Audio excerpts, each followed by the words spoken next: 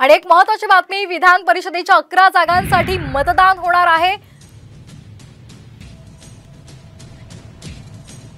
कोणत्याही उमेदवाराचा अर्ज हा मागे घेण्यात आलेला नाहीये, त्यामुळे आता चुरस वाढणार आहे। निवडणुकीमध्ये घोडेबाजार होण्याची शक्यता वर्तवली जाते।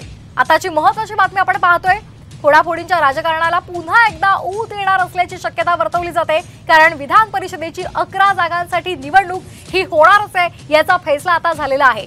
कोणत्याही उमेदवाराने आपला अर्ज मागे घेतलेला नाहीये आणि त्यामुळे निवडणूक होणार आहे, निवडणूक अटळ आहे फोडाफोडीच्या राजकारणाला, त्यामुळे पुन्हा एकदा ऊत येणार असल्याची माहिती मिळते। विधान परिषदेच्या 11 जागांसाठी 12 उमेदवारांचे अर्ज प्राप्त झालेले आहेत आणि त्यामुळे इथे मतांची फाटाफूट होऊ शकते अशी शक्यता सुद्धा वर्तवली जाते। या संदर्भात अधिक माहिती घेऊयात आमचे प्रतिनिधी गणेश कवडे यांच्याकडून। गणेश, आता विधान परिषदेची निवडणूक ही अटळ आहे, होणारच आहे, फोडाफोडींचं राजकारण होणार आहे, मतांची फाटाफूट होणार आहे, काय अधिकचे अपडेट्स? नक्कीच विधान परिषदेची निवडणूक आहे ती कुठेतरी बिनविरोध होईल असं बोललं जात होतं, मात्र तसं होताना चित्र दिसत नाहीये।